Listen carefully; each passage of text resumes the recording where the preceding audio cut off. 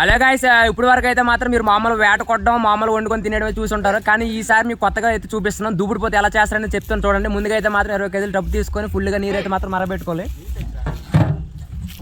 నీళ్ళు ఫుల్గా ఎసర్లా మరగాలి ఫ్రెండ్స్. వేడి నీళ్ళు పోతు మీద వేసుకున్నాక వెంటనే దూచేయాలి. కోడికి బొచ్చి ఎలాగైతే దూచుతారో ఆ విధంగా అయితే దూచేయాలి. ఈ విధంగా మొత్తం అయితే మాత్రం నీట్గా చేసుకోవాలి. పోతుని చేయడానికి అయితే మాత్రం ఈస్ట్ గోదావరి నుండి తీసుకుని వచ్చాం. మనం అయితే మాత్రం మనిషిని ఏ విధంగా చేస్తాడో ఎలా చేస్తాడో అతని లెక్క ఏంటో ఇప్పుడు చూసేద్దాం. ఈ విధంగా బాగా మడిగిన నీళ్ళనైతే మాత్రం మనం పోతుని పెట్టుకోవాలి. ఈ విధంగా పెట్టుకుంటే బెనిఫిట్ ఏంటో తెలుస్తుంది. దీనికి ఏమైనా జబ్బులు కానీ ఎటువంటి బ్యాక్టీరియా కానీ ఏమైనా ఉంటే మాత్రం ఈ విధంగా చేసేటప్పుడు అవన్నీ తొలగిపోతాయి. అలాగే మనం కూడా ఈ మాంసం తింటే చాలా రుచికరంగా ఉంటుంది, చాలా అద్భుతంగా ఉంటుంది. మీరు కూడా సరే ఖచ్చితంగా ట్రై చేయండి. ఎటు పరిస్థితుల్లో కూడా మిస్ అవ్వద్దు.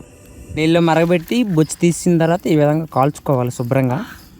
పసిపిల్లల్ని కడిగేలాగా నీట్గా పోతునైతే కడుక్కోవాలి. పోతుని చేసేటప్పుడు అయితే మాత్రం చెట్టుకి ఒక పక్కన కట్టేసుకొని నీట్గా ఒక్కొక్క భాగాన్ని డివైడ్ చేసుకుంటూ నీట్గా కోసుకొని ఒక దగ్గర అయితే మాత్రం పెట్టుకోవాలి. గుండెకాయ చాలా పెద్దగా ఉంది. అవును, మీకు అసలు విషయం చెప్పలేదు కదా. ఈ పోతు చేసిన తర్వాత మొత్తం మాంసం అయితే మాత్రం 14 కేజీలన్నర అయితే వచ్చింది. బుర్ర అయితే మాత్రం 2 కేజీస్ వచ్చింది. బుర్ర అయితే మేము వండుకొని తినేసాం. మీద మాంసం అయితే మాత్రం మేము ఎంతమంది అయితే ఉన్నామో అందరం వాటర్లో వేసేసుకొని సరిసమానంగా పనిచేసుకొని ఇంటికి తీసుకెళ్ళి అయితే వండేసుకొని తినేసాం. For more videos follow our page.